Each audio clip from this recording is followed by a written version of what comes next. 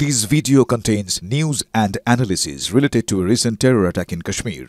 The content may include sensitive visuals and discussions that could be distressing to some viewers.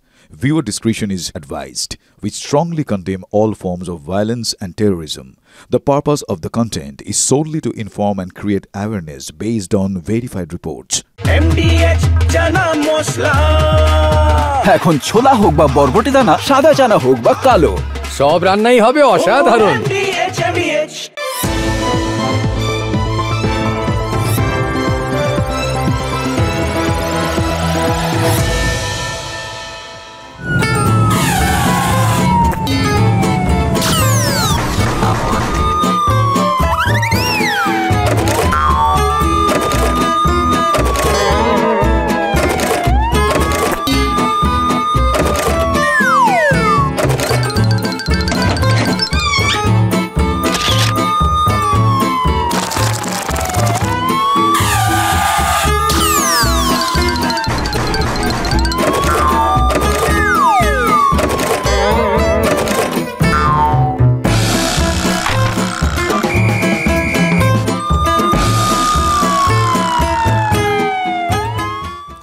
গরু মেরে জুতো দান নাকি জুতো মেরে গরু দান?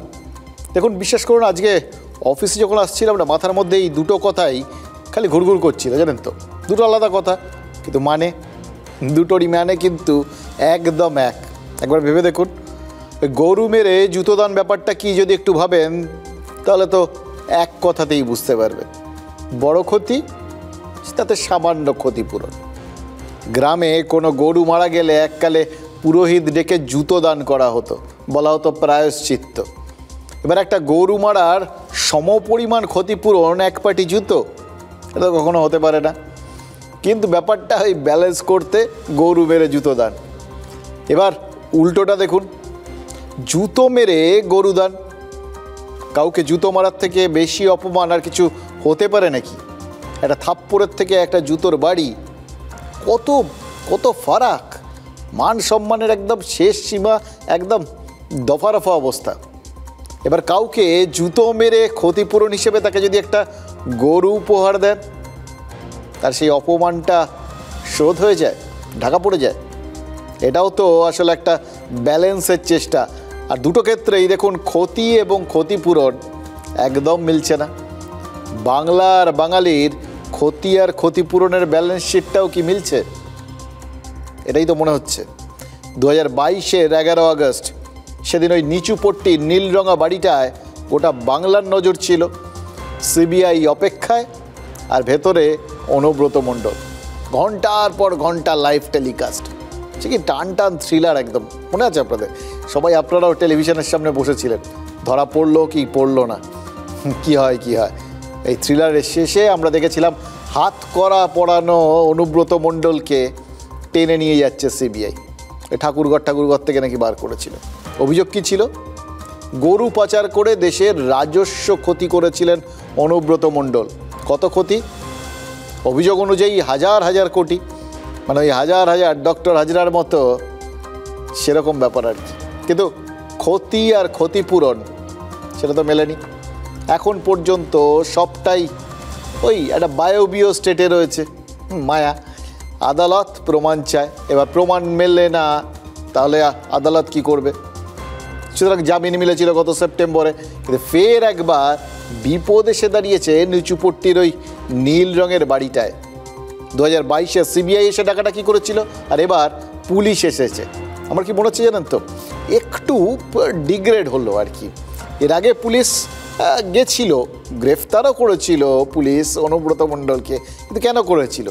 ওই তখন তার তিহারে নিয়ে যাওয়ার তাড়াহুড়ো ছিল সিবিআইয়ের। তখন বলা হয়েছিল যে ওই একটা ছোটোখাটো কোত্থেকে শিব ঠাকুর চলে এসেছিল, তার অভিযোগের ভিত্তিতে অনুব্রত মণ্ডলকে যাওয়াটা পিছিয়ে দেওয়ার জন্য নাকি পুলিশ গ্রেফতার করেছিল। এবারেরটা তো পুরো দস্তুর নোটিশ।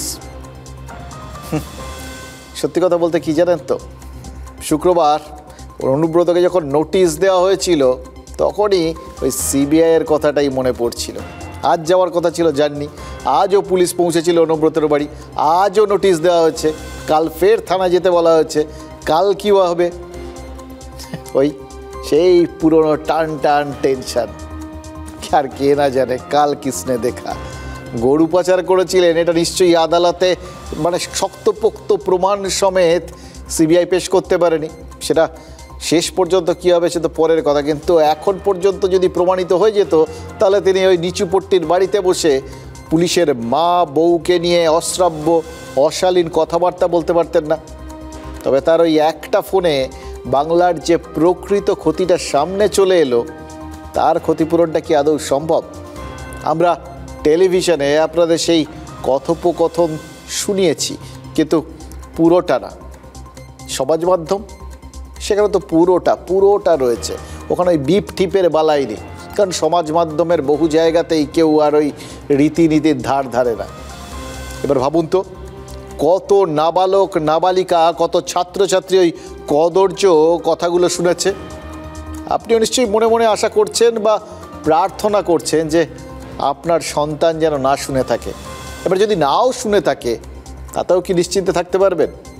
অনুব্রতর এই যে ট্রেন্ডটা, এইভাবে যে মানে যারা আমাদের শৃঙ্খলা রক্ষা করেন সমাজে, তাদের এভাবে যাচ্ছেতে এইভাবে হ্যাটা করা যায়, অপমান করা যায়, এবং তার থেকেও বড় কথা, কারোর মা কারোর স্ত্রীকে নিয়ে যে এইভাবে কথা বলা যায়, এই ট্রেন্ডটা তো রাস্তাঘাট অফিস কাচারি হয়ে আপনার আমার সব্বার ঘরে ঢুকে গেছে।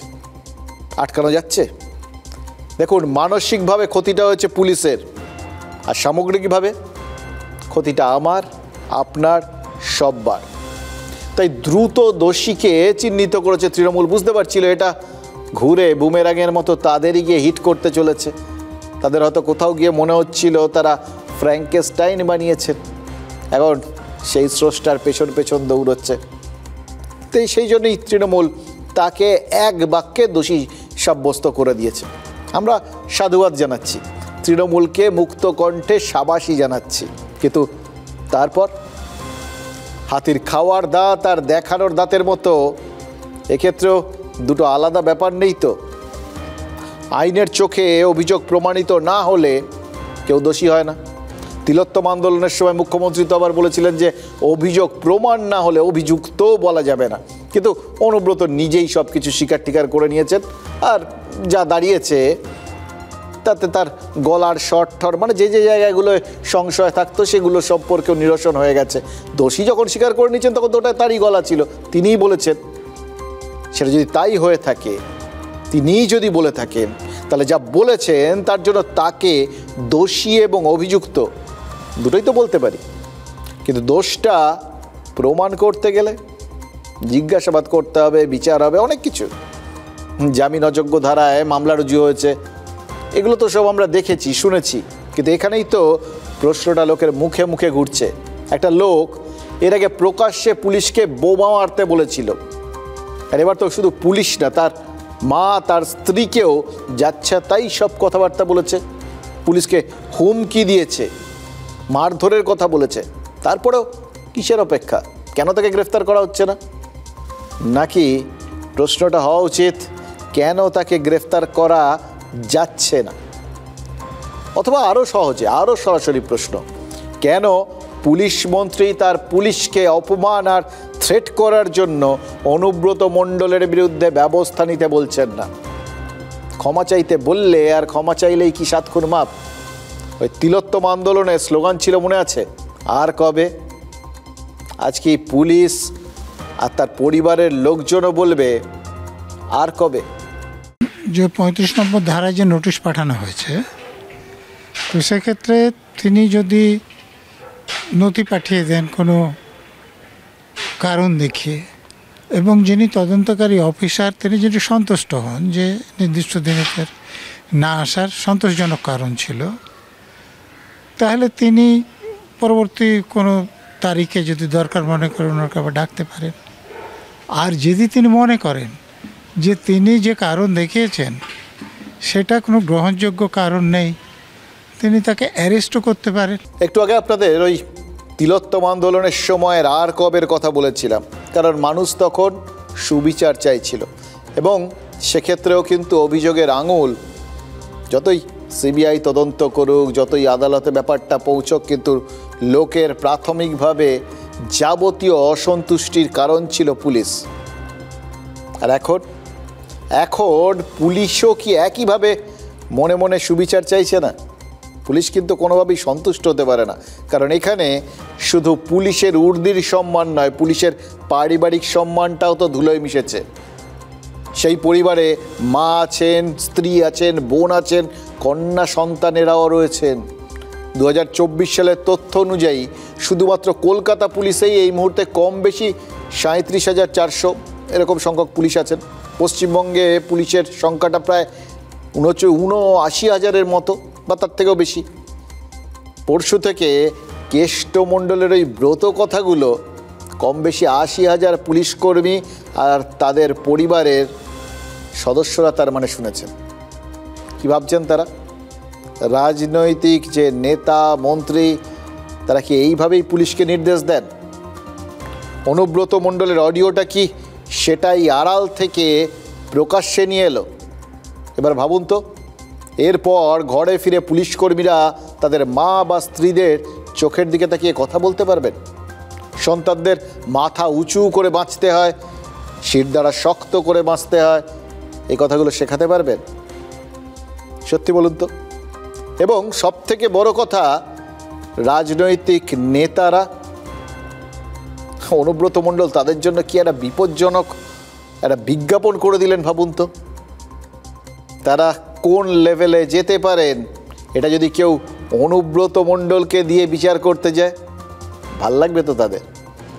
দেখুন, অনুব্রত মণ্ডলের অডিওটা আজ কত পুলিশের পরিবারকে নাড়িয়ে দিয়ে গেল সেটা তো খুব পরিষ্কার। আর আমাদের কি হবে? আপনার আমাদেরও তো আমাদের নিরাপত্তার জন্য ওই পুলিশের দিকেই তাকিয়ে থাকতে হয়। যে পুলিশ নিজের পরিবারের সম্মান রক্ষা করতে পারে না এই নেতাদের সামনে, তারা আমাদের মা বোনেদের সম্মান কীভাবে বাঁচাবেন বলুন তো? এই প্রশ্নটা যদি মনের মধ্যে আসে তাহলে সেটা খুব অস্বাভাবিক লাগবে। দেখুন, বাড়ির লোকেদের অডিওটা শুনতে যারা দেখেছেন তারা বন্ধ করার চেষ্টা করেছে। টেলিভিশনে যারা শুনেছেন অতটা অসুবিধা হয়নি, কিন্তু বুঝতে অসুবিধা হয়নি, যতই বিপ বিপ বিপ বিপ করা থাকুক কি বলেছেন, কি বলতে চেয়েছেন। এর বাইরেও তো আর একটা পক্ষ শুনেছেন। তারা কারা? যারা পুলিশকে ভয় পায়, দুষ্কৃতী। এমনিতেই পুলিশের প্রতি আজকাল ভয় ডর কমে গেছে। যেভাবে পুলিশকে মানে তারা চারপাশে দেখছে, যেভাবে তাদের আচরণ করতে দেখছে, এবং তার পরিপ্রেক্ষিতে যেভাবে পুলিশের ওপর যে একগাদা হামলা হতে দেখেছি আমরা সাম্প্রতিককালে, এগুলো তো তারই রেজাল্ট। অনুব্রত মণ্ডলকে সিবিআই অ্যারেস্ট করেছিল 2022-এর আগস্টে। তার ঠিক 1 মাস পর 12ই সেপ্টেম্বর অভিষেক বন্দ্যোপাধ্যায় গেছিলেন SSKM-এ। মনে আছে আপনাদের? বিজেপির ওই নবান্ন অভিযানে আহত পুলিশ কর্মীকে দেখে বেরিয়ে অভিষেক কি বলেছিলেন একবার ভাবুন তো। পুলিশের ধৈর্যকে স্যালুট জানিয়ে তিনি বলেছিলেন পুলিশের জায়গায় তিনি থাকলে মাথায় গুলি করতেন। সত্যি করে বলুন তো, অনুব্রত মণ্ডল বোলপুরের ওই আইসির মা স্ত্রীকে নিয়ে যে কুকথাগুলো বলছেন, সেগুলো কেউ আপনার মা বা স্ত্রীকে বললে আপনার কি করতে ইচ্ছে করত? গত জানুয়ারি মাসে গোয়ালপুকুরে পুলিশকে গুলি করা হয়েছিল। সেই ঘটনায় ডিজি রাজীব কুমার কি বলেছিলেন? বলেছিলেন পুলিশের ওপর একটা গুলি করলে 4টে গুলি করা হবে। সেদিনের অভিষেক বন্দ্যোপাধ্যায় আর রাজীব কুমারের অবস্থান কেন অনুব্রত মণ্ডলের ক্ষেত্রে প্রযোজ্য হচ্ছে না?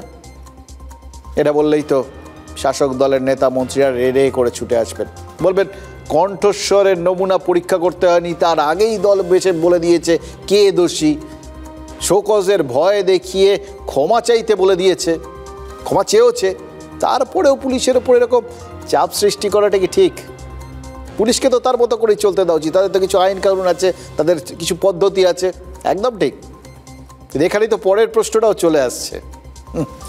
দলের কথা শুনে ক্ষমা চেয়ে নিয়েছেন বলেই অনুব্রত আবার অতি সুবোধ বালক হয়ে গেলেন। মাথায় অক্সিজেন কম যায় ধরে নিয়েই 7 খুন মাপ। দল কেন অনুব্রতকে থানায় যেতে নির্দেশ দিচ্ছে না? দল বলেছিল 4 ঘন্টার মধ্যে ক্ষমা চাইতে হবে, অতক্ষণ না, মানে ওর আধে রাত, মানে 38 মিনিটের মধ্যে দোষটা স্বীকার করে ক্ষমা চেয়ে চিঠি দিয়ে দিয়েছিলেন অনুব্রত। দলের প্রতি তার মানে আনুগত্যের কোনো অভাব ছিল না, এখনও নেই। এই আনুগত্যই কি গ্রেফতারির রক্ষা কবচ? এই রক্ষা কবচ আছে বলেই কি তিনি ওই ফোনের রেকর্ডের কথাগুলো আরেকবার ভেবে দেখুন, বুঝছিলেন যে তার কথাবার্তা রেকর্ড করা হচ্ছে, কোনো পরোয়াই করেননি, বেপরোয়া ভঙ্গিতে বলছেন রেকর্ড করছিস তো, মানে জানতেন এসব করে তাকে কিছু করা যাবে না। এখানেই তো প্রশ্নটা, আনুগত্য দেখানোতেই কি এ যাত্রাতেও বেঁচে যাবেন অনুব্রত? তাহলে তো অনেকে উল্টো বুঝতে পারেন, দলের নির্দেশে যিনি প্রকাশ্যে দোষ স্বীকার করলেন সেই তিনিই যে থানায় যাচ্ছেন না, পরের পর নোটিশকে অগ্রাহ্য করছেন, সেটা কি দলের নির্দেশ মেনেই? দলের জন্য এটা আরও কতটা খারাপ বিজ্ঞাপন হচ্ছে, দলকে আসলে কতটা তিনি বিড়ম্বনায় ফেলছেন এবং জনমানসে ভিলেন করে দিচ্ছেন, সেটা দল কি ভাবছে? দেখুন, পুলিশের আইসির পরিবারকে কদর্য আক্রমণ, এটা পুলিশের ক্ষতি, সমাজের ক্ষতি। ক্ষতিপূরণটা কি? একটা ক্ষমা স্বীকারের চিঠি আর গণমাধ্যমে ওই ওষুধ আর অসুখের দোয়াই। ভেবে দেখুন তো, ক্ষতি আর ক্ষতিপূরণ মিলছে কি? তোর পশু ডেপুটেশন নিয়ে তোর বাংলো বলতে যাব, তোকে বার করে নিয়ে আসবো, তোর মাকে ইচ্ছা হচ্ছে রে বউকে। পুলিশকে গাল দেওয়ার কথা আমি কোনদিন ভাবতেই পারি না। পুলিশকে গাল তো যদি দেয় আমি তাকে অপমান করি, কোনো ঝগড়াঝাটি করতে দিই না। একটি অডিও ক্লিপ, তোলপাড় বাংলা। পুলিশ আধিকারিককে ফোন করে অশালীন ভাষায় হুমকি। অডিওর সত্যতা স্বীকার করেছেন খোদ অভিযুক্তই। তারপর প্রথমে মনে করা হয়েছিল অনুব্রত মণ্ডলের বিপদ ঘোরতর, কারণ সবার আগে অনুব্রত বিরোধী হয়ে দাঁড়িয়েছিল তার দলই। তৃণমূল অনুব্রতকে ক্ষমা চাওয়ার নির্দেশ দেয় 4 ঘন্টার মধ্যে। তুলে নেওয়া হয় অনুব্রতর নিরাপত্তার একাংশ, কমানো হয় তাঁর জন্য বরাদ্দ গাড়ি। সময়ের মধ্যে ক্ষমা চেয়ে নিলেও অনুব্রত মণ্ডল যে সত্যি দুঃখিত তার প্রকাশ দেখা গেল কি? শনিবার অনুব্রত মণ্ডলকে তলব করেছিল পুলিশ, গেলেন না তিনি, বদলে গেলেন তাঁর আইনজীবী। সকাল 11টার সময় বোলপুরের এসডিপিও অফিসে তাঁকে হাজিরা দেওয়ার নির্দেশ দেওয়া হয়েছিল, কিন্তু ডেডলাইন পেরিয়ে গেলেও সশরীরে হাজিরা দেননি অনুব্রত মণ্ডল, বরং ঠিক 11টার সময় মোটর বাইকে চেপে এসডিপিও অফিসে যান তাঁর আইনজীবীরা। সেখানে অনুব্রতের জন্যই অপেক্ষা করছিলেন আধিকারিকরা। শনিবার জিজ্ঞাসাবাদ, ভিডিও রেকর্ডিং করার কথা ছিল, অসুস্থতার কারণ দেখিয়ে হাজিরা এড়ান অনুব্রত মণ্ডল। এরপরই দ্বিতীয়বার নোটিশ দিয়ে অনুব্রত মণ্ডলকে রবিবার সকাল 11টায় শান্তিনিকেতন থানায় হাজিরার নির্দেশ। রবিবারও কি যাবেন? আইসির মা ও স্ত্রীকে গালিগালাজ, 4টি জামিন অযোগ্য ধারায় মামলা করেছে পুলিশ। যৌন হেনস্থা, সরকারি কর্মীকে হুমকি, সরকারি কর্মীকে কাজে বাধা দেওয়ার অভিযোগে মামলা রুজু। তারপরও গ্রেফতার করতে কেন গড়িমসি? বীরভূমের এসপি বলছেন, এই ঘটনার ক্ষেত্রে আমরা একটা এফআইআর স্পেসিফিক স্টার্ট করেছি, এন্ড তারপরে আমরা এই ঘটনাকে যত স্ট্রং লিগ্যাল অ্যাকশন নেওয়ার দরকার আছে সেটা আমরা নিচ্ছি। সূত্রের খবর, শনিবার বিকেল পর্যন্ত অনুব্রত মণ্ডলের ফোন বাজেয়াপ্ত করেনি পুলিশ। দল বিরুদ্ধে থাকায় প্রথমে বিরোধীরা পিছিয়ে গিয়েছিলেন, কিন্তু শনিবারের হাজিরা এড়ানোয় ফের ফোরফ্রন্টে বিরোধী শিবির। যাইনি শুনছি, উচিত ছিল ওকে ধরে নিয়ে আসা, অ্যারেস্ট করা। এই পুলিশ মন্ত্রী মাথায় হাত রয়েছে বলেই এটা সম্ভব। আজকে যদি এটা কোনো বিরোধী দলের লোক করতো তাকে আপনি ছাড়তেন? মমতা ব্যানার্জি নাটক করছেন এই অনুব্রতকে নিয়ে। ক্রিমিনাল অফেন্স অনুযায়ী পুলিশ কেন ব্যবস্থা নিল না, তাতে বোঝা যাচ্ছে যে রাজ্যের পুলিশেরও কী দুরবস্থা। তৃণমূলের চেহারা তো বোঝা গেল। তৃণমূল দিদির প্রিয় কেসটাকে বাঁচানোর ময়দানে নেমেছে। তারা কিছু পরোয়া করে না, কারণ তারা জানে যে ভোট কেড়ে নিব, মেরে নিব, পয়সা দিয়ে কিনে নিব। এই এদের অ্যাটিটিউডটা এইরকম। What Bengal things today, India things tomorrow. Bangla আজ যা ভাবে, দেশ সেটা কাল ভাবে, মহামতি গোখেল বলেছিলেন। এবার তৃণমূলের জন্মের বহু আগে ওই এগিয়ে বাংলা স্লোগানটার বীজ তার মানে গোপাল কৃষ্ণ গোখলেই পুঁতে দিয়েছিলেন। কিন্তু আজ মহামতি গোখলে বোধহয় অনুব্রত মণ্ডলের কাছে হেরে গেলেন, জানেন তো। অনুব্রত হাজিরা এড়িয়েছেন। অনেকেই বলতে পারেন এজেন্সি যা সেদিন দেখেছিল, মানে ভারতের কেন্দ্রের এজেন্সি, সেটা যা সেদিন দেখেছিল বাংলার পুলিশ, আজ সেটা দেখছে। ভাবুন, যেভাবে হাজিরা এড়াচ্ছেন, এর পরের ধাপ হতে পারে ওই অসুস্থ হয়ে সরকারি হাসপাতালে ভর্তি। এগুলো তো সব ওই সিবিআই তলবের সময় আমরা দেখে নিয়েছি, পরপর আমাদের মুখস্থ হয়ে গেছে। গরু পাচার মামলায় অনুব্রতকে 10 বার হাজিরার জন্য নোটিশ পাঠিয়েছিল সিবিআই, অনুব্রত মাত্র 1 বার হাজিরা দিয়েছিলেন। বীরভূম পুলিশ সবে তো মাত্র 2 বার নোটিশ দিয়েছে। দিল্লি ধরে রাখতে পারেনি তো বীরভূম পুলিশ। নিচুপটির অনুব্রতকে ছোঁয়া মুশকিল হি নেই, নামুমকিন হ্যাঁ। পুলিশ কর্মীরা কি মনে মনে এটাই বিশ্বাস করতে শুরু করেছিলেন? তাই জন্যে কি ওই অডিওটা প্রকাশ্যে আসার পর বোলপুরের আইসি বলেছিলেন গলাটা তার নয়? তারও কি মনে হয়েছিল যে ও তো কিছুই হবে না, তার থেকে অডিওটা ফেক বললে যদি নিজের সম্মানটা একটু বাঁচানো যায়। কিন্তু তারপরেও দল হিসেবে তৃণমূল তো একটা ব্যতিক্রমী নজির দেখিয়েছিল। গলা সার্টিফাই করেছে, ক্ষমা চাইয়েছে, এফআইআর হয়েছে। পুলিশ কর্মীরা কি একটু হলেও আশ্বস্ত হচ্ছিলেন, ভরসা পাচ্ছিলেন? কিন্তু দেখা যাচ্ছে অনুব্রত মণ্ডলী তো আসল ব্যতিক্রম। তার বিরুদ্ধে দল যেরকম শোকজ করেছে, তেমন দলই তো আবার সাপোর্টও দিচ্ছে। এবার এতে কেউ তৃণমূলের গোষ্ঠীদ্বন্দ্বের ছায়া দেখতে পারেন, সেটা আলাদা ব্যাপার। একসময় বাঘ বলা ফিরহাদ হাকিম কাল অনুব্রতর অপরাধকে পুচকে ঘটনা বলেছিলেন। আজ কল্যাণ বন্দ্যোপাধ্যায় ক্লিয়ার করে গোটা ব্যাপারটা বুঝিয়ে দিয়েছেন। বললেন গালাগালটা অন্যায়, কিন্তু আইনের চোখে সেটা ধর্তব্যযোগ্য অপরাধ নয়। মানে অনুব্রত যেটা করেছেন সেটা অন্যায়, কিন্তু গ্রেফতারির মতো অপরাধ নয় মোটেও। এবার গ্রেফতার করা না করাটা পুলিশের হাতে কি করা হবে না হবে সেটাও তারাই জানেন। পুলিশকে শক্ত হাতে চালান মুখ্যমন্ত্রী, আবার মুখ্যমন্ত্রীর স্নেহের চরিত্র অনুব্রত। তার মানে অন্যায় আর অপরাধের ফারাকটা এতক্ষণে ক্লিয়ার হলো তো? এটা অবশ্য কল্যাণ ক্লিয়ার করেননি। যেমন ক্লিয়ার হয়নি কল্যাণবাবুর কথা বিশ্বাস করে সাধারণ মানুষ এরপর পুলিশের সাথে এই ভাষায় কথা বললে ওই অনুব্রত ট্রিটমেন্টই পাবেন কিনা। বলে দিয়েছে is it a cognizable offence. ও যদি গালাগাল দিয়েছে সেটা তো নিঃসন্দেহে ভালো নয়, কিন্তু গালাগাল দিলেই কি কগনিজেবল অফেন্স হয়ে যায় না নন কগনিজেবল অফেন্স হয়? ইমোশন স্যাটিসফাই করার জন্য তার ল নয়, আইন তো নয়। আইন যা পথে, আইনের পথে চলবে। বিভিন্ন সময় কোনো শিক্ষকের হাঁটু ভেঙে দেওয়া হচ্ছে, কোনো শিক্ষককে বুকে লাথি মারা হচ্ছে। পুলিশ আধিকারিকের সাথে কথা বলি, মঞ্চে আসেন আমাদের সমব্যথী, তারা বলে দাদা আমরা নিরুপায়, আমাদেরও বুক ফেটে যাচ্ছে, আমাদেরও বাড়িতে ছেলে মেয়ে আছে। থানায় নিয়ে গিয়ে বা ধরপাকড় করে যখন আপনারা বিভিন্নভাবে আমাদেরকে কেস দেন বিভিন্ন ধারায়, সেই কেসগুলো দেওয়ার সময় অবশ্যই একটু মাথায় রাখবেন, কারণ আপনারা কিন্তু মেরুদণ্ড সোজা রেখে একটা সময় চাকরি পেয়েছেন। কোনো গণতান্ত্রিক আন্দোলন, সেখানে পুলিশের যে অতিসক্রিয়তা, সেই অতিসক্রিয়তা আজ দিনের আলোর মতো নগ্ন হয়ে আসছে। সেইখানে এই ধরনের অশালীন কথাবার্তা এই বাংলায় কখনোই ঠাঁই হতে পারে না। আমি আশা করব যে সিদ্ধাঁড়া কলকাতা পুলিশকে আমরা দিয়ে এসেছিলাম, রাজ্য পুলিশ সেই জায়গা থেকে শিক্ষা নিয়ে তাদের সিদ্ধাঁড়া রুজু করুক, তাদের সিদ্ধাঁড়াকে বলিষ্ঠ করুক। দেখুন, কাল 11টার সময় পৌঁছানোর কথা বলা হয়েছে অনুব্রতকে, সেকেন্ড হাজিরার নোটিশ। কিন্তু কাল 11টার আগে আজ 9:30 রয়েছে, রাত 9:30। বুঝলেন না? একটু পরেই অমিত শাহ বাংলায় নামবেন, থাকবেন কাল বিকেল পর্যন্ত। এবার সরকারি কাজ ছাড়াও কর্মী সভা রয়েছে নেতাজি ইন্ডোরে। প্রধানমন্ত্রী 2 দিন আগেই সুর বেঁধেছিলেন, অমিত শাহ নিশ্চয়ই বেসুরও হবেন না। এবার অমিত শাহ স্বরাষ্ট্রমন্ত্রী, বিএসএফ তার অধীনে। তৃণমূলের কল্যাণে এটা তো আমরা রোজ শুনছি এবং জানছি যে কীভাবে ওই বিএসএফই যাবতীয় গণ্ডগোলের জন্য দায়ী। এবার স্বরাষ্ট্রমন্ত্রীর উপস্থিতিতে গরু পাচারে অভিযুক্ত একজন গ্রেফতার হলে বিজেপি তো 2-2 4 করে দেবে।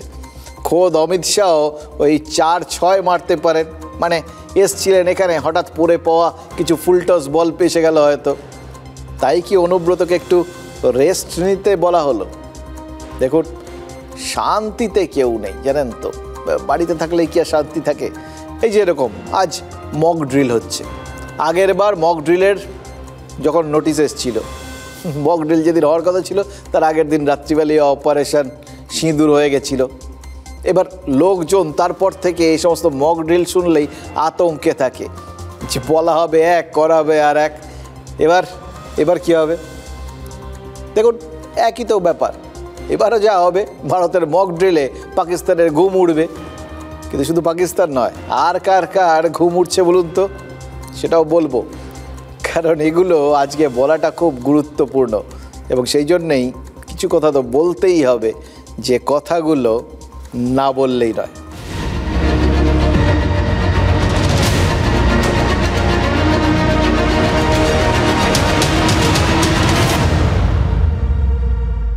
দেখুন সোশ্যাল মিডিয়ায় অনুব্রত মণ্ডলের হুমকি ফোন বিনা সম্পাদনায় চলেছে। ঠাট্টা করে এটাকে অনেকে কিন্তু আধুনিক গীতা বলছেন, জানেন তো, কারণ স্বয়ং কেষ্টর মুখনিসৃত বাণী তো, আধুনিক কেষ্ট, কলিকালের কেষ্ট। এবার কেউ কেউ প্রশ্ন তুলেছেন, কৃষ্ণ করলে লীলা আর আমরা করলে, পাবলিক কিন্তু একদম ছিচি করছে রাস্তাঘাটে। এরপর পুলিশের সাথে কোথাও বচসা হলে আবার কেউ ওই অনুব্রতর ফোন আলাপটা চালিয়ে দেবেন না তো। দেখুন মানুষের মনের গতি না বিচিত্র, জানেন তো। এই যে দেখুন, ফোন করলেন অনুব্রত, খারাপ কথা বললেন অনুব্রত, তাহলে রাগ কার ওপর হওয়া উচিত? অনুব্রতর ওপর। মানুষের বিদ্রূপের মুখে কার পড়া উচিত? ওই রাজনৈতিক নেতাদের। কিন্তু মানুষের রোষে পড়েছে কে? পুলিশ। কারণ এই পুলিশ নিয়ে সমাজের বিভিন্ন স্তরের মানুষের বিভিন্ন কারণে খারাপ অভিজ্ঞতা রয়েছে। অনুব্রত মণ্ডল বীরভূমের এক সদ্য প্রাক্তন বাহুবলী, সিঙ্গেল এন্টিটি, কিন্তু পুলিশ তারা তো একটা বাহিনী।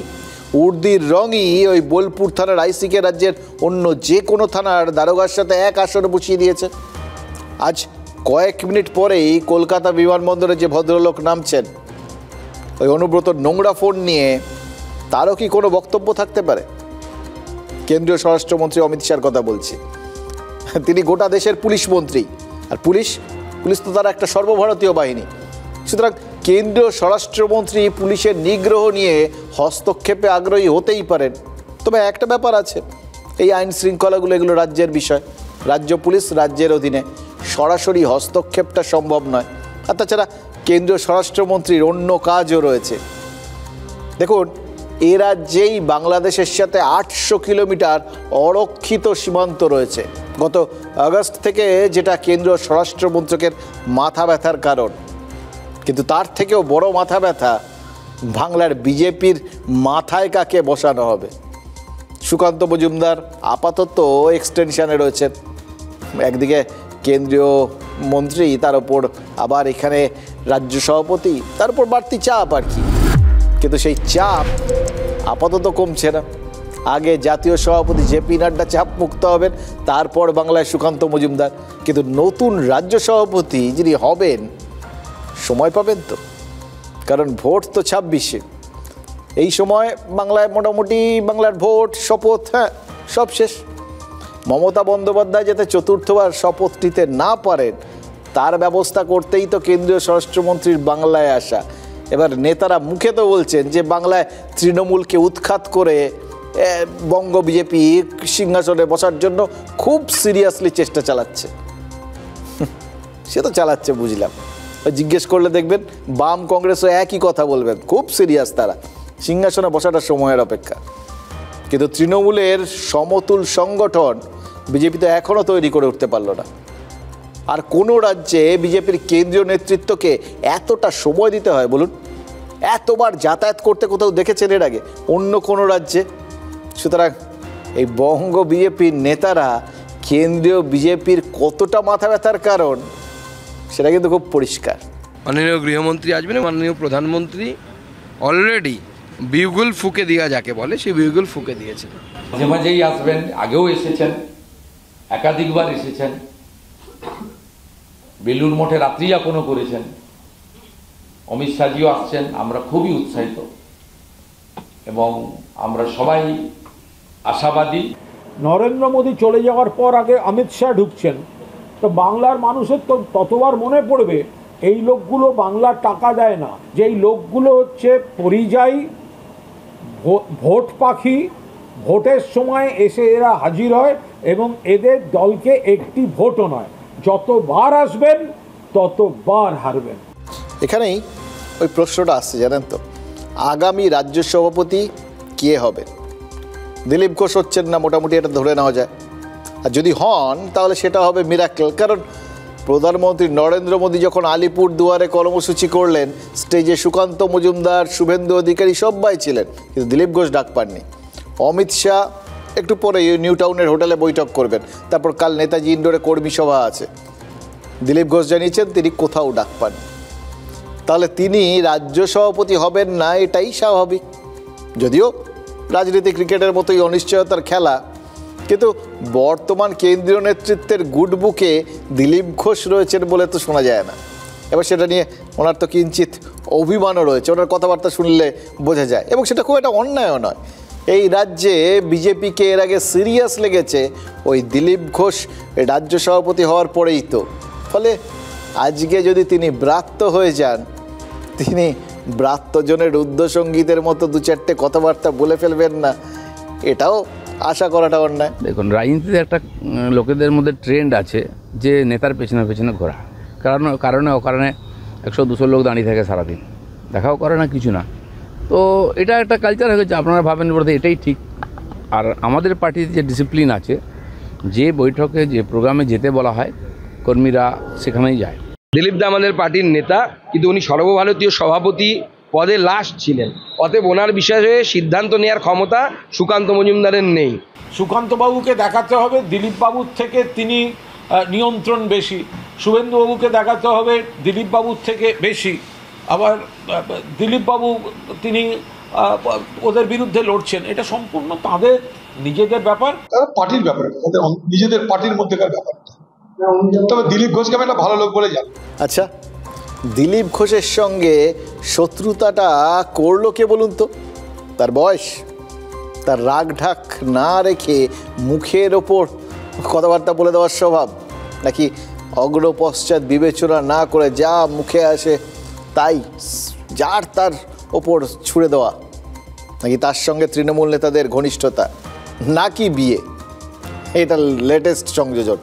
দেখুন, দিলীপ ঘোষের বিয়ের সময় তৃণমূল নেতারা যে উচ্ছ্বাস প্রকাশ করেছিলেন, সেটা কি বিজেপির নেতাদের ভালো লাগেনি? কিন্তু দিলীপ ঘোষের বিয়ের সময় কেন্দ্রীয় নেতারাও তো তার বাড়িতে গিয়ে অভিনন্দন জানিয়েছেন। সংঘের কোনো প্রচারক সংসারী হয়েছেন, সেটাও তো প্রথম নয় এটা। কিন্তু সস্ত্রীক তীর্থ করতে দীঘায় ওই জগন্নাথ মন্দিরে চলে যাওয়াটা না, ওটাই বোধহয় দলের খুব ভাল লাগেনি। মমতা বন্দ্যোপাধ্যায় ওই জগন্নাথ মন্দির যে তৈরি করে যেটা উদ্দেশ্য নিয়ে করেছিলেন, সেটা তো সরাসরি ওই বিজেপির হিন্দুত্বের রাজনীতিকে চ্যালেঞ্জ ছুড়ে দেওয়া। বিজেপি চ্যালেঞ্জটা নিয়েছিল, শুধু যে অনুষ্ঠান বয়কট করেছিল তা তো নয়, পাল্টা কর্মসূচি পর্যন্ত নিয়েছিল। এবার বিজেপি শাসিত পুরীর থেকে তার নেতিবাচক প্রতিক্রিয়া শুদ্ধ চলে এসেছিল। এই রকমের একটা টান টান পরিস্থিতিতে, বলা ভালো যুযুধান পরিস্থিতিতে, সেই জগন্নাথ মন্দিরে সস্ত্রীক চলে গেলেন দিলীপ ঘোষ। এটা দেখে কি মানে বিজেপির মনের মধ্যে মনে হয়েছিল যে ব্রুটাস তুমিও? দেখুন, কোনো ফুটবল ম্যাচে নিজের টিমের প্লেয়ারদের ছেড়ে দিয়ে প্রতিপক্ষ দলের লাইনে দাঁড়িয়ে যাওয়ার মতো ব্যাপার না এটা। এ নিয়ে আমরা বিজেপি নেতাদের তো কম অপ্রিয় প্রশ্ন করিনি, আর জবাব দিতে তাদের রীতিমতো বেগ পেতে হয়েছে, এবং ঘনিষ্ঠভাবে তারা ঘনিষ্ঠ জায়গায় তারা কিন্তু স্বীকারও করে নিয়েছেন। এর থেকে বড় অস্বস্তির বিষয় আর কিছু হয় না। আর আমি ব্যক্তিগতভাবে দিলীপ ঘোষকে প্রশ্ন করেছিলাম এই স্টুডিওতে, এখানেই বসে, এখানে এসেছিলেন তিনি, ওর পরে ওই একমাত্র আমাদের এখানেই এসেছিলেন, এবং স্বভাবসিদ্ধ ঢঙেই বলেছিলেন তিনি কোনো অন্যায় করেন। এটা তো ঠিক, বিজেপি হিন্দুত্বের কথা বলে, বিজেপি মন্দির পলিটিক্স করে, তাতে কোনো কমপ্লেন নেই। আমি গর্বিত তার জন্য। ভারতবর্ষে থাকবো, মন্দির পলিটিক্স করবো না, হিন্দুত্ব বলবো না, কোথায় বলবো? আর এর জন্য বিজেপিকে লোকে সাপোর্ট করেছে, ক্ষমতায় আছে। প্রশ্ন হচ্ছে যে আমার পার্টি হিন্দুত্বের কথা বলবে আর হিন্দুত্বের বিষয় থেকে পালিয়ে যাবে কেন? দিলীপ ঘোষ তো পালিয়ে যায় না। আর পার্টি এরকম কোনো ফরমানও জারি করেনি যে মন্দিরে কেউ যাবে না। আমরা মন্দির তৈরি করেছি, সেটা আমাদের শ্রদ্ধার বিষয়, আস্থার বিষয়, ভোটের জন্য নয়। আর ভোট হয় না সেটা অযোধ্যা প্রমাণ করেছে, কাশী প্রমাণ করেছে। কিন্তু দ্বিতীয় দিক যেটা হচ্ছে, কত বড় জয় হলো দেখুন আমাদের। পশ্চিমবঙ্গ চিরদিন সেকুলারদের জায়গা, অ্যান্টি হিন্দু। কমিউনিস্টরা বলতো এই বিবেকানন্দ আর আরএসএসের বিবেকানন্দ এক নয়। টিএমসি আজ কি বলছে? রামায়ণের রাম আর বিজেপির রাম এক নয়, এটা বিজেপির রাম, রামনবমী। কিন্তু সেই রামনবমী মিছিল টিএমসিকে করতে হচ্ছে। বিজেপি মন্দির পলিটিক্স করে, এটা সাম্প্রদায়িক, এটা হতে পারে না, ঠিক নয়। আজকে মমতা ব্যানার্জিকেও মন্দির পলিটিক্সে আসতে হচ্ছে। জিত্রাকার তাহলে দাঁড়ালোটা কি? দিলীপ ঘোষ জগন্নাথ মন্দিরে গিয়েই কি কপাল পোড়ালেন? এটা বিজেপির কেউ কখনো প্রকাশ্যে বলবে না, কারণ বঙ্গ বিজেপি এখন যারা চালাচ্ছেন তাদের মধ্যে কোনো দিলীপ ঘোষ নেই, যিনি রাগ ঢাক না করে সব কিছু বেপরোয়া ভঙ্গিতে বলে দেবেন। তবে রাজনৈতিক শত্রুর সঙ্গে সখ্যের ব্যাপারটাও তো বিজেপিতে বিরল নয়। কেন্দ্রীয় মন্ত্রী নীতিন গডকরি তিনি প্রকাশ্যে ঘোষণা করেছেন তাকে কেরালা আর পশ্চিমবঙ্গ দুই রাজ্যের মুখ্যমন্ত্রীই পছন্দ করেন। অবশ্য গডকরি বলতেই পারেন তিনি নাগপুরের সাংসদ, তাকে বিজেপির আর কে बकाबकी करबे बोलून? मला भीती नाही वाटत. मी माझ्या कुठल्याही विचाराच्या कन्व्हिक्शनबद्दल मला बिलकुल संकोच नाही आहे. पण सीपीएमचे मुख्यमंत्री केरळचे देखील माझ्यावर तेवढंच प्रेम करतात जेवढी ममता बॅनर्जी करते. त्यांना माहिती आहे मी संघवाला आहे. पिनराई विजयনের সঙ্গে গডকরির সম্পর্ক মধুর একথা কিন্তু প্রথম শুনলাম, এই নীতিন গডকরির মুখ থেকেই প্রথম শুনলাম। তবে প্রধানমন্ত্রী নরেন্দ্র মোদী এবং কেরালার মুখ্যমন্ত্রী পিনারাই বিজয়নের সম্পর্ক যে বেশ ভালো সেটা তো আমরা দেখেছি। কেরালার ভিজিনজামে আন্তর্জাতিক বন্দর তৈরি করছে সে রাজ্যের সরকার, কিন্তু জাতির উদ্দেশ্যে সেই বন্দর অর্পণ করতে ডেকে পাঠানো হয়েছিল প্রধানমন্ত্রী নরেন্দ্র মোদীকে। এবার কেউ এই ধরনের সৌজন্য দেখানোর পর তার থেকে তো মুখ ফিরিয়ে রাখাটা কঠিন, সে যতই সিপিআইএমের মুখ্যমন্ত্রী হন। এই যে কয়েকদিন আগে দিল্লিতে নীতি আয়োগের বৈঠকটা হলো, সেখানেও তো দেখা গেছে মানে বৈঠকের ফাঁকে প্রধানমন্ত্রীর সঙ্গে বিজেপি মুখ্যমন্ত্রীদের সম্পর্কটা বেশ ভালো। সকলেই নিজের নিজের রাজ্যের জন্য দাবি দাওয়া সব নিয়ে গেছিলেন, দাবি জানিয়েছেন, কিন্তু বৈঠকের বাইরেও সৌজন্য অটুট। ওই বৈঠকে অবশ্য মমতা বন্দ্যোপাধ্যায় যাননি, আলিপুরদুয়ার এসে তাই নিয়ে দু কথা শুনিয়েও গেছেন নরেন্দ্র মোদী, যার জবাব আবার মমতা বন্দ্যোপাধ্যায়ও দিয়েছেন। মানে একটা টান টান স্নায়ু যুদ্ধের মতো ব্যাপার আর কি। এর মাঝখানটায় একমাত্র ব্যতিক্রমকে অভিষেক বন্দ্যোপাধ্যায়। দেখুন তিনি নরেন্দ্র মোদীর বিরুদ্ধে কোনো কথাই বলছেন না, বরং মোদীর কথাই দক্ষিণ পূর্ব এশিয়ায় বলে বেড়াচ্ছে। এই যে ইন্দোনেশিয়ার জাকার্তায় অভিষেক প্রবাসী ভারতীয়দের সঙ্গে মিট করলেন, ওই সংসদীয় দলের হয়ে গেছেন তো অপারেশন সিঁদুর সম্পর্কে সবাইকে জানাতে অবহিত করতে। তো সেখানে গিয়ে ওই প্রবাসী ভারতীয়দের অনুরোধ করেছেন যে ভারতে এসে 3 দিন অন্তত ওই কাশ্মীরটা ঘুরে যান, যাতে ওই রাজ্যের এবং দেশের পর্যটন এবং অর্থনীতির উন্নতি হয়, আর পহেলগাঁওয়ে গণহত্যার যে উদ্দেশ্য ছিল তা যাতে ব্যর্থ হয়। এটাই তো প্রধানমন্ত্রী নরেন্দ্র মোদী বহু বছর আগের থেকে বলে আসছেন। প্রবাসী ভারতীয়দের তিনি ভারতে ঘুরতে এসে পর্যটনে উন্নতি ঘটানোর কথা বলছেন সেই কবের থেকে। তার মানে হয় অভিষেক বন্দ্যোপাধ্যায়ের সাথে প্রধানমন্ত্রী নরেন্দ্র মোদীর কথা মিলে যাচ্ছে, অথবা অভিষেক প্রধানমন্ত্রী নরেন্দ্র মোদীর কথাই বলছেন। Next time when you go to India, I want you to make a promise. Will you make it? Yes. My humble appeal before all of you. Next time when you're planning to visit India, if you're planning to visit India for 7 days, make sure you extend your trip for 3 days more. So another 3 days window I want you to dedicate specially, because I want you and your family to go to Kashmir and spend 3 days for betterment of India. সতীর 51 পীঠ রয়েছে, বিদেশে গিয়েছিলেন 51 জন সাংসদ, 51টা মুখে বিশ্বজুড়ে তার মানে নরেন্দ্র মোদী বলছেন। আর নিজ মুখে মোদী কি বলছেন? ভোপালে লোকমাতা অহল্যাবাই জয়ন্তীর অনুষ্ঠানে মোদী বলেছেন তিনি কিছুই বলছেন না, কারণ এখন দেশের বাকি সকলে বলতে শুরু করে দিয়েছেন। কি বলছেন? ওই যেটা মোদী বলেছেন, গুলির জবাব গোলা দিয়ে দেওয়া হবে। आतंकवादियों ने भारत की नारी शक्ति को चुनौती दी है।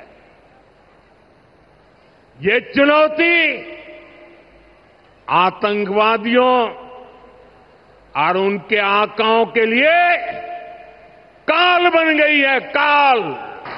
ऑपरेशन सिंदूर आतंकवादियों के खिलाफ भारत के इतिहास का सबसे बड़ा और सफल ऑपरेशन है।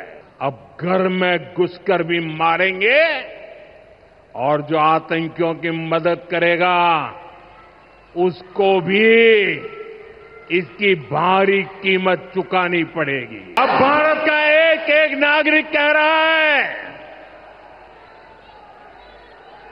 140 करोड़ देशवासियों का बुलंद आवाज कह रहा है अगर तुम गोली चलाओगे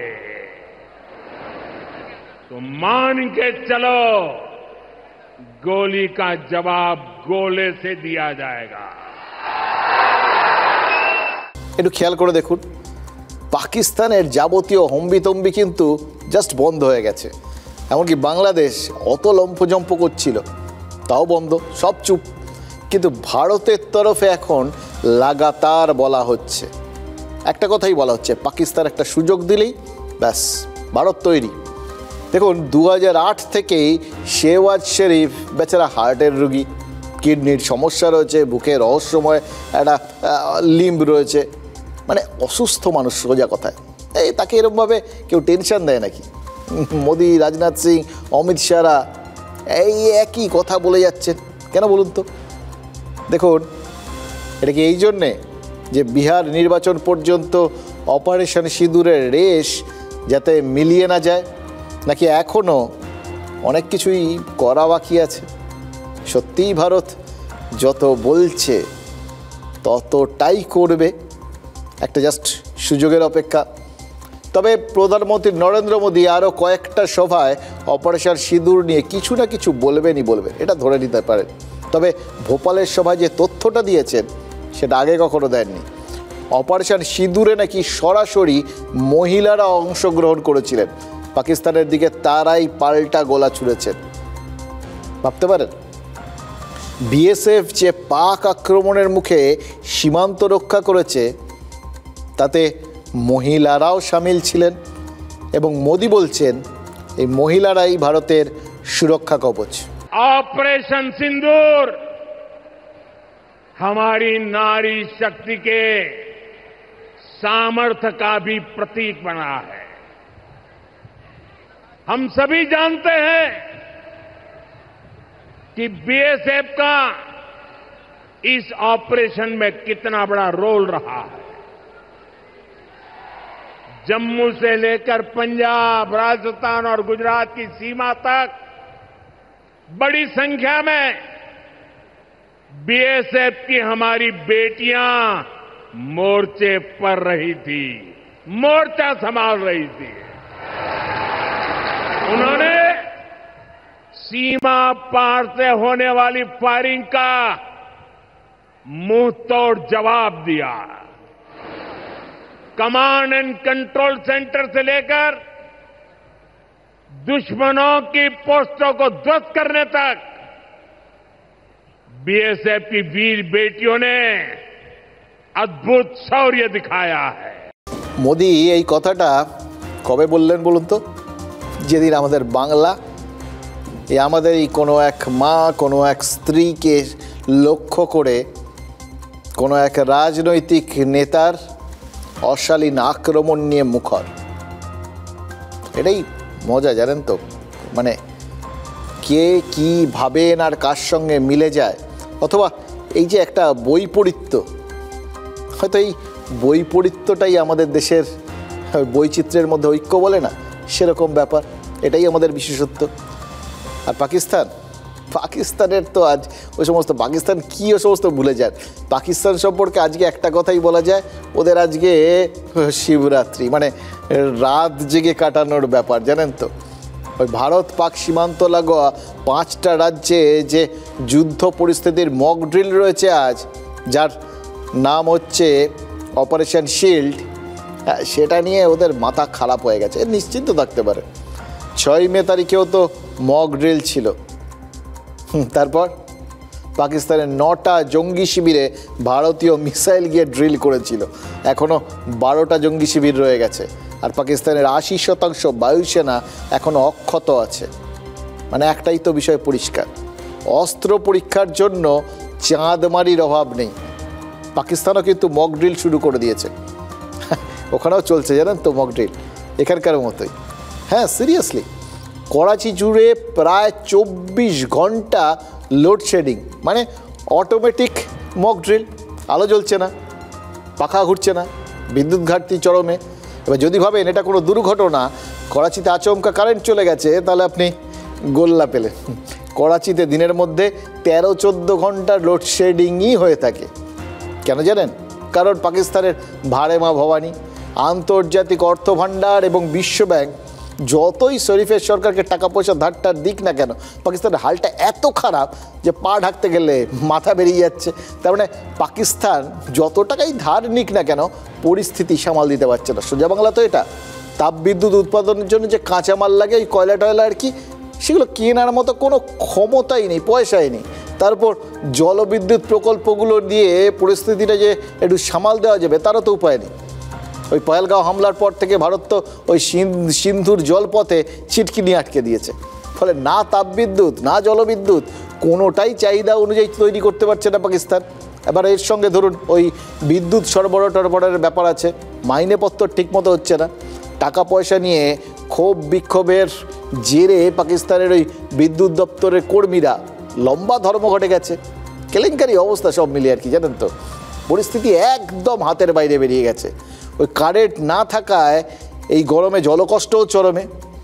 ভাবুন, পাক অভিনেত্রী কদিন আগে পোস্ট করেছেন, করাচি বিমানবন্দরে গিয়ে তিনি জল পাননি, বাথরুমগুলোতে জল নেই। কি কি যাচ্ছেতাই অবস্থা। মানুষজন এতটা বিরক্ত যে 12 ঘন্টা করাচি হাইওয়ে অবরোধ করে রেখেছিলেন।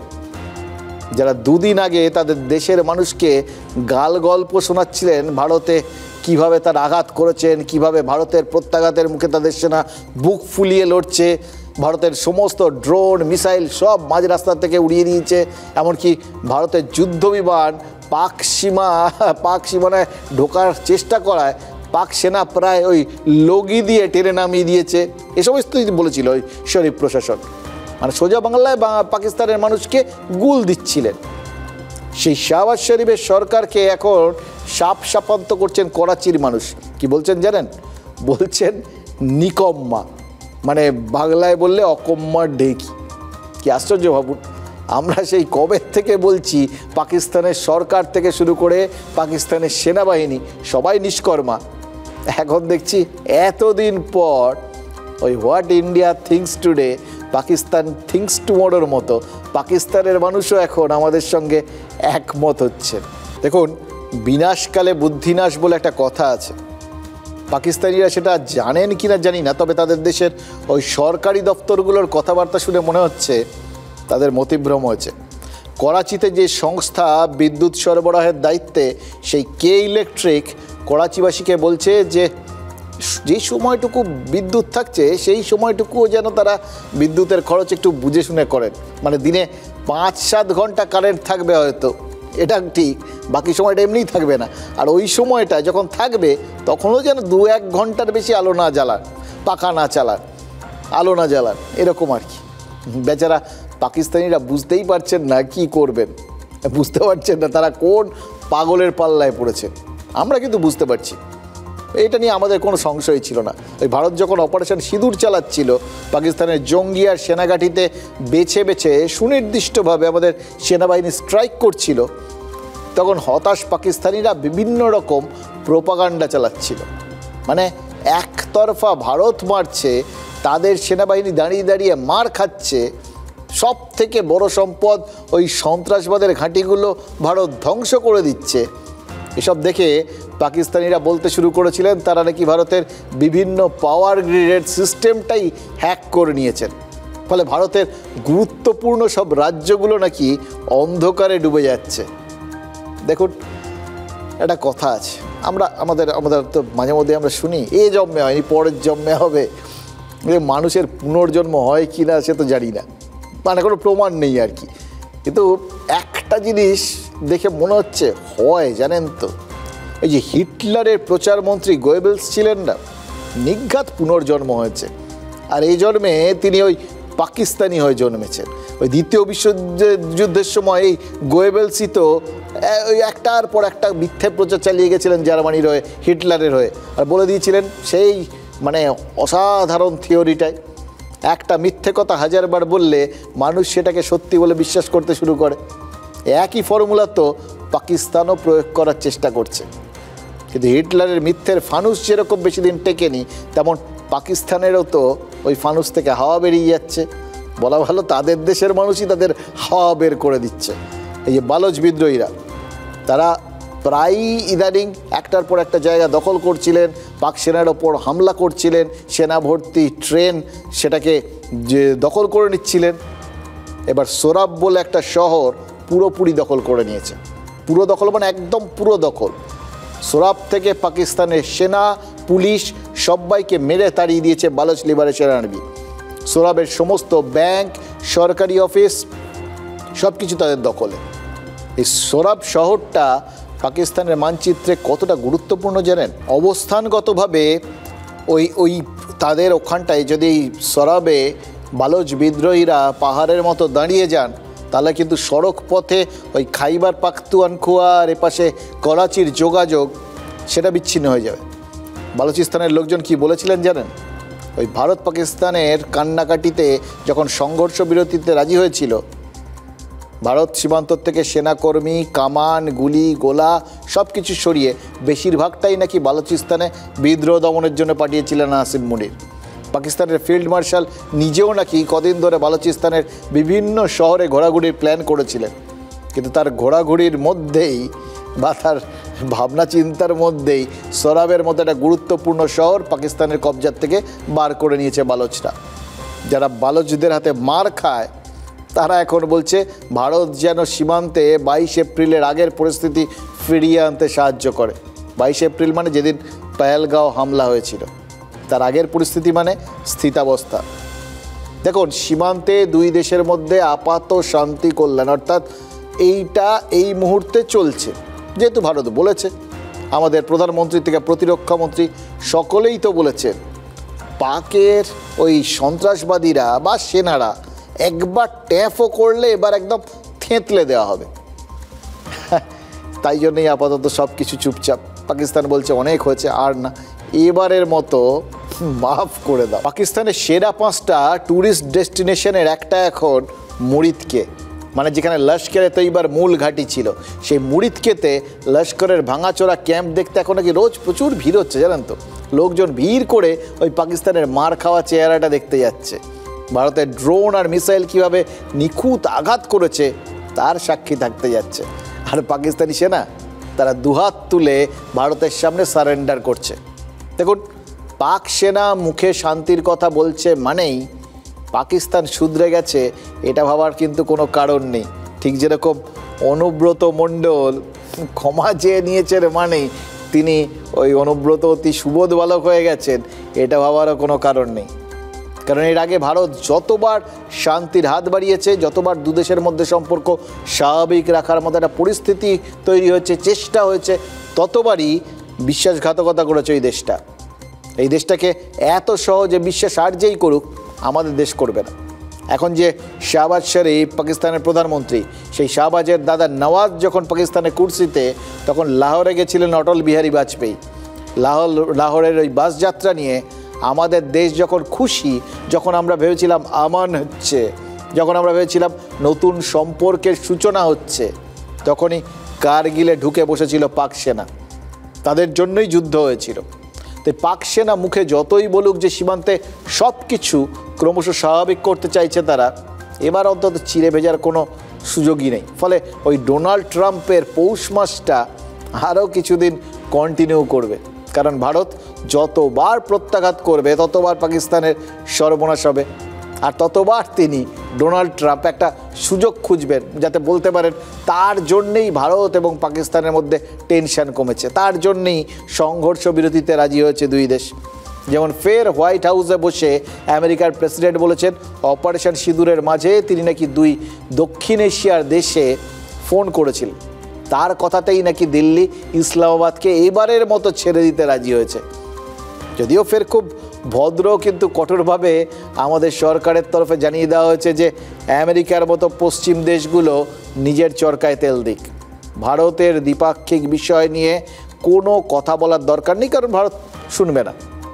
বিদেশমন্ত্রী জয়শঙ্কর বলেছে দেশের স্বার্থে যেটা জরুরি সরকার সেটাই করবে। মানে পাকিস্তানের জন্য যখন যে ওষুধটা জরুরি যতটা ডোজ দেওয়াটা জরুরি সেটাই ভারত দেবে। আর আমেরিকা যতই তারা বলুক, ট্রাম্প যতই চান, তার কথায় ভারত প্রেসক্রিপশন বদলাবেন। We stopped India and Pakistan from fighting. I believe that could have turned out into a nuclear disaster. And they understood and they agreed. And that all stopped, and we're stopping others from fighting also, because ultimately we can fight better than anybody. We have the greatest military. Donald Trump সন্ত্রাসের বিরুদ্ধে সংগ্রামকে পাকিস্তানের বিরুদ্ধে যুদ্ধ বললেন। এই মিলিয়ে 10 বার Trump দাবি করলেন তিনি যুদ্ধ থামিয়েছেন, আরও 10 বার বলবেন, কারণ সবেধন নীলমণি ভারত আর পাকিস্তানই তো তারাতে টিকে আছে। ইসরায়েল কথা শুনছে না, রাশিয়া পাত্তা দিচ্ছে না। অতীত বলছে যারা যুদ্ধ থামাতে উপযাচক হতে গিয়েছে তারা নিজেরাই যুদ্ধে জড়িয়ে পড়েছে। ট্রাম্পের মাথাতেও হয়তো ইরান নাচছে, তাই ঠাড়ে ঠাড়ে তিনি বিশ্বকে সরাচ্ছেন তাদের দেশের হাতেই সব থেকে বড় মিলিটারি আছে। যেটা যদি কেউ আবার উল্টে বলে যে তাদের মিলিটারির জন্য আফগানিস্তানও রয়েছে বা ভিয়েতনামও আছে, মানে জাস্ট মনে করিয়ে দেয় আর কি, তাহলে ট্রাম্পের ওই থোতা মুখ কিন্তু ভোঁতা হয়ে যাবে, এটা নিয়ে কোনো সংশয় নেই। কিন্তু ট্রাম্প এখন যুদ্ধ ঘোষণা করলে কি হবে সেটাও তো পারবেন না। এক, তিনি যুদ্ধ করতে ভয় পান, আর দুই, তার নোবেল প্রাইজ যে তার স্বপ্নটা, সেটা স্বপ্নই থেকে যাবে। তিনি শান্তির দূত হতে চাইছেন, যেভাবে এখন পর্যন্ত 4 জন মার্কিন প্রেসিডেন্ট ওই শান্তির জন্য নোবেল পেয়েছেন, সেরকমই তিনি 5ম জন হতে চাইছেন, তাদের উত্তরসূরি হতে চাইছেন। বেচারা ট্রাম্প বারবার, মানে এই 2024 পর্যন্ত 4 বার ওই নোবেল শান্তি পুরস্কারের জন্য তার নাম মনোনীত হয়েছে, কিন্তু শেষ পর্যন্ত ফসকে গেছে। তাই এবার একদম মরিয়া হয়ে উঠেছেন, জানেন তো। ওই ভারত পাকিস্তান সীমান্তে তিনি কাকতারুয়া হয়ে দাঁড়িয়েছিলেন বলেই ভারতের ড্রোন আর মিসাইলের ওড়াউড়ি বন্ধ হয়েছে। এই 100% খাঁটি মিথ্যেটা দুনিয়াকে গেলাতে চাইছেন আমেরিকার প্রেসিডেন্ট। কি মনে হচ্ছে জানেন, সেদিন আর খুব বেশি দেরি নেই যেদিন ওই স্বামী স্ত্রীর ঝগড়া হলেও ট্রাম্প সালিশি করতে চলে আসবেন। ওই গায়ে মানে না আপনি মোড়ল বলে না, তার প্রকৃষ্ট উদাহরণ হিসেবে ট্রাম্প বাঙালি বাড়ির ঝগড়াতেও যে কোনো সময় মোড়লি করতে চলে আসতে পারেন, এটা কিন্তু মনে হচ্ছে।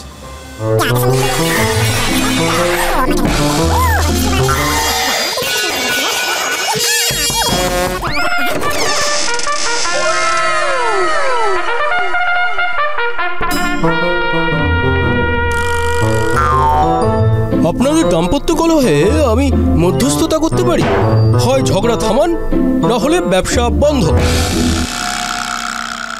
এই কার্টুন দেখে যারা এটাকে শুধু কার্টুন হিসেবেই নিচ্ছেন তারা নিতেই পারেন। কার্টুন বিষয়টাই এরকম, অনেক গুরুগম্ভীর বিষয়কে জাস্ট হালকা করে দেয়। তেমন এই কার্টুনটা ট্রাম্পের সালিশিকেও হালকা করে দিতে পারে। কিন্তু মনে রাখবেন, দাম্পত্য কলহেও নাক গলিয়ে ফেলেছেন আমেরিকার প্রেসিডেন্ট, এটা এমনি এমনি বলিনি। কদিন আগে ওই যে ফরাসি প্রেসিডেন্ট মাক্র তার স্ত্রীর কাছে চর খেয়েছিলেন, সেই ছবি ক্যামেরাবন্দি হয়েছিল। ট্রাম্প বলেছেন এই সমস্ত ক্ষেত্রে, মানে স্বামী স্ত্রীর মধ্যেও এইরকম পরিস্থিতি হলে খেয়াল করা উচিত দরজা জানলা সব বন্ধ আছে কিনা। আচ্ছা, এটা কে বলতে পারে ভাবুন?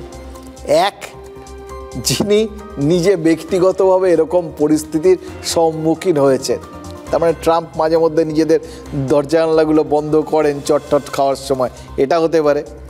আর নয়, তিনি যিনি উপযাচক হয়ে অন্যের ব্যক্তিগত পরিসর নষ্ট করতে অভ্যস্ত, সেটা হতে পারে। দুটোর ক্ষেত্রেই ট্রাম্প মনে হচ্ছে একদম খাপে খাপ মিলে যান।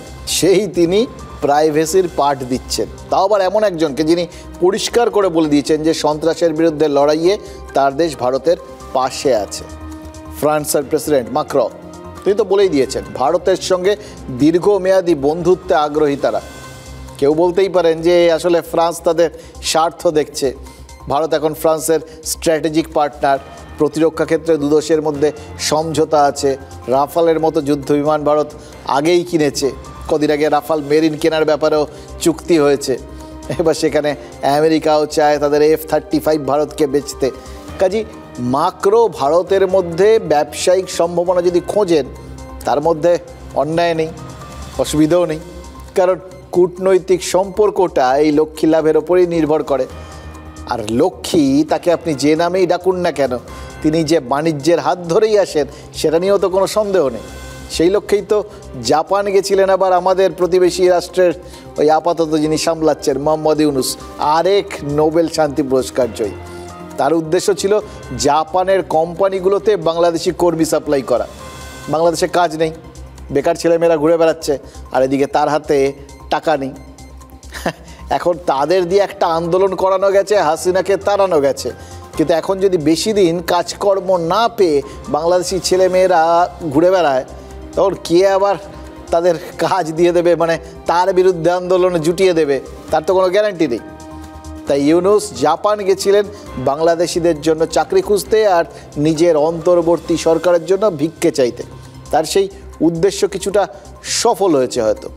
তিনি নাকি $1 বিলিয়ন সাহায্য পাওয়ার একটা প্রতিশ্রুতি পেয়েছেন, 5 লাখ ছেলে মেয়ের চাকরির ব্যাপারে নাকি একটা নিশ্চয়তা পেয়েছেন। এগুলো সব তার বলা কথা। কিন্তু শোনা যাচ্ছে জাপান বাংলাদেশের সঙ্গে বিমান পরিষেবাতে নাকি আবার আগ্রহী না। তাহলে কি যা আছে করে জাপানে যাবে বাংলাদেশিরা, সেটা এখনও জানা যাচ্ছে না। কিন্তু যেটা দেখা যাচ্ছে সেটা হলো জাপানে গিয়ে ইউনুস সাহেব বিক্ষোভের মুখে পড়েছেন। জাপানে বসবাসকারী বাংলাদেশিরা তাদের দেশের অন্তর্বর্তী সরকারের প্রধানের বিরুদ্ধে বিক্ষোভ দেখিয়েছে। বিক্ষোভের কী কারণ, তার উত্তরটাও বাংলাদেশ থেকেই এসছে। ওপারের মানুষজনই বলছেন 9 মাস ক্ষমতায় এসে এই নিয়ে 10 বার বিদেশ সফর করলেন ইউনুস। এই 9 মাসে বাংলাদেশের আর্থিক অবস্থা আরও শোচনীয় হয়েছে। মানে বাংলাদেশিরা বলছেন তারা নিজেরাই খাল কেটে কুমির মানে ইউনুস এনেছেন, যে কুমিরের নাম ইউনুসের নেতৃত্বাধীন মৌলবাদী সরকার, যার পেছনে জামাতিদের মতো চরম বিচ্ছিন্নতাবাদী ধর্মান্ধ শক্তি রয়েছে। তাদের ডেকে নিয়ে আসার মানে হচ্ছে নিজেদের পায়ে যে কুড়ুল মারা, এটা তার মানে এখন বাংলাদেশিরা হাড়ে হাড়ে টের পাচ্ছে। 9 মাসের শাসনকালে 10বার বিদেশ সফরে জাপান গেছেন ডক্টর ইউনুস। তিনি যাবেনি, বিদেশ না গিয়ে তিনি আসলে থাকতে পারেন না। তাছাড়া বিদেশিরাই যেহেতু তাকে ক্ষমতা এনেছে, সেহেতু বিদেশিদের ধন্যবাদ দিতে হলেও তাকে বারবার বিদেশে যাওয়াই উচিত। দেশের ভেতর মাত্র 21 লাখ মানুষ বিগত 9 মাসে তাদের চাকরি হারিয়ে বেকার হয়েছে, যার মধ্যে 18 লাখই আসলে নারী। দেখুন, ফাঁকা কলসির আওয়াজ বেশি, তাই বাংলাদেশের ইউনুস সরকার যতটা জোরে কথাবার্তা বলছে ততটা স্পিডে বাংলাদেশ এগোচ্ছে না। এবার বাংলাদেশিরা বুঝছেন ক্ষমতাসীনদের চেহারা পাল্টেছে, কিন্তু তাদের পরিস্থিতির না কোনো বদল হয়নি। মানে রাজা আসে রাজা যায়, কিন্তু মানুষের দিন বদলায় না। যেভাবে বদলায় না সুন্দরবনের পরিস্থিতি। গভীর নিম্নচাপের প্রভাবে গত 2 দিন ধরে বৃষ্টি হচ্ছে, আপনারা জানেন। প্রবল নিম্নচাপে আরও বৃষ্টি হবে এরকম সম্ভাবনা আছে, আপনারা জানেন। যারা উত্তরবঙ্গে যাওয়ার কথা ভেবেছিলেন অনেকে যাওয়াটাও ক্যান্সেল করেছেন। কিন্তু যারা ওই সুন্দরবনে থাকেন তারা কি করবেন? বৃষ্টি হবে শুনে নিজেদের ঘর বাড়ি ছেড়ে থাকাটা ক্যান্সেল করতে পারবেন তো, ওখানেই থাকতে হবে। এর সঙ্গে আবার কোটাল গেছে। এই সাঁড়াশি চাপে সুন্দরবনের ওই বাঁধগুলো আরও ক্ষয়িষ্ণু হয়েছে, মানে দুর্বল হয়েছে। আর যেগুলো ভাঙার যথারীতি ভেঙে গেছে, প্রত্যেক বছর যেরকম ভাঙে। কোটালের জলোচ্ছ্বাসে গঙ্গাসাগর থেকে পাথর প্রতিমা পর্যন্ত বিভিন্ন জায়গায় এই বাঁধ ভাঙার খবর আসছে, জানেন তো। পাথর প্রতিমা ব্লকের বাঁধ নাকি জলোচ্ছ্বাসে পুরো ধুয়ে মুছে সাফ হয়ে গেছে। বাঁধ সংলগ্ন 50টার মতো বাড়িতে নাকি জল ঢুকে গেছে।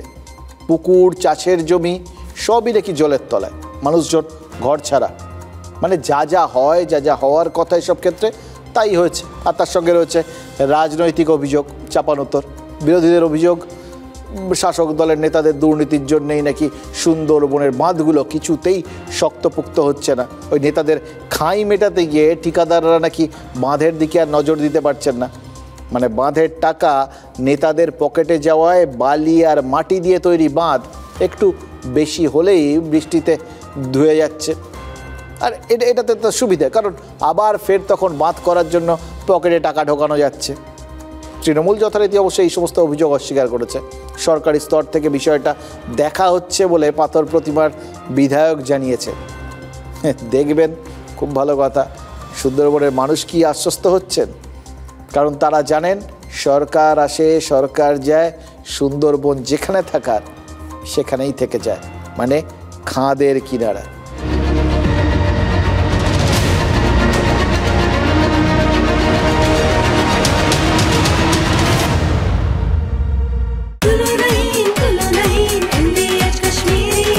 আরে কম দে কিন্তু খাঁটি দে। MDH কাশ্মীরি লাল লঙ্কার গুঁড়ো। MDH